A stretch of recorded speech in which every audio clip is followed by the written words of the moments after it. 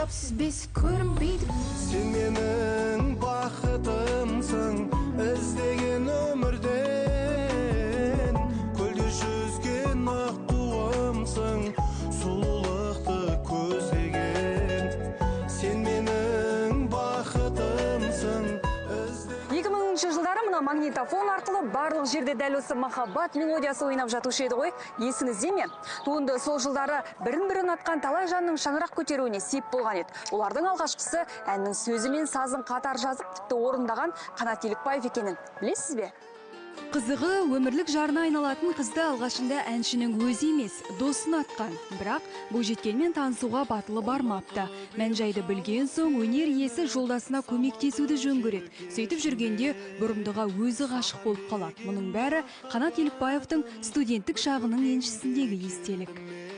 Тараз қаласында Тараз гуманитарлық университетінің құрамындағы көп салалы колледж бір топқа түскен бала бір қызбен танысамай жүрміз деді.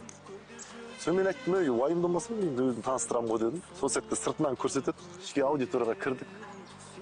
Сезімнің бәрі сол жерде басталды, ойдан кетпейді. Іздеген өмірден, көлде жүзген аққу. Риясыз сезім Қанаттың қолына қалам ұстады.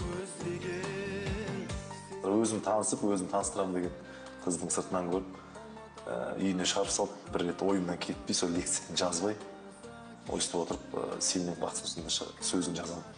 Апайым көріп қойды, не жазып отырсың мұнағын, лекция емес қой деп, сол істегенде өлең жазып отырмын деп. Енді жазып кеткен кезде, осы ең алғаш куплетімен қайырмасы шыққан, дұрыс шабытың ашыла берсін деп. Сол кезде апайым да бір жағынан мені түсініп, сондай творчествома бір жағынан демеуге жіберді. Әнші мен досы Болатбек Досыбаев алғашында дуэт болсақ деп жоспарлайды. Қырсыққанда өлеңінің 3-ші шумағы шықпай қояды. Амалы таусылған екеуі мектептегі ұстазына қолқа салуды ұйғарады.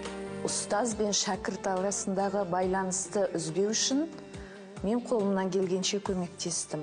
Тобымызға бір жақсы бір атау керек еді деген ұсыныспен тағы да бір қолқа салды.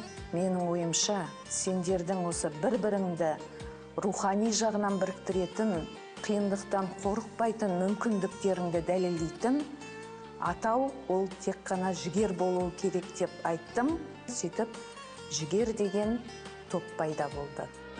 Бір оқпен екі қоянды атқан олардың олжасы мұнымен бітпейді. Өлеңін де аяқтап, топтың атын да қойып үлгерген дуэт ойда жоқта триоға айналады. Соны өңдеуге келген кезімізде дәл осы сәтте бірге кездесіп қалдық та.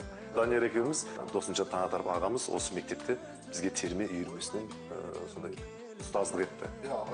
Алғашқы шәкірттерінің бірі Данияр болды. Одан кейін мен келіп қосылдым, солай таныстым. Әнді Данияр сол кезде болады деген айтып берген. Бізде осындай ән бар. Екеуміз дуэт болып отырмыз. Сол кезде Даниярдың өзі ұсыныс жасап, неге трио болмасын?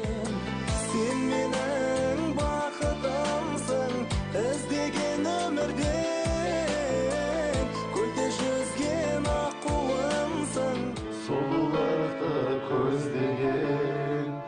Сен менің бақытымсың, іздеген өмірден, көлде жүзген аққуымсың, сұлулықты көздеген. Аранжировка жазу біз үшін кішкене қиындық тудырды. Бізде андай болды. Жазуымыз керек деген ниет болды, бірақ сол сәтте бір ақша болмаған кезі болды. Сол кезде мен жалпы топтан бір кет қайтtan кіргенмін деген. Ол енді ән ұнап тұрғаннан кейін ана әнді айтқымыз келіп тұр. Қазір дамыған заман, қазір жазам десең бәрі дайын тұр. Ол кезде тек мүмкіндік аз еді.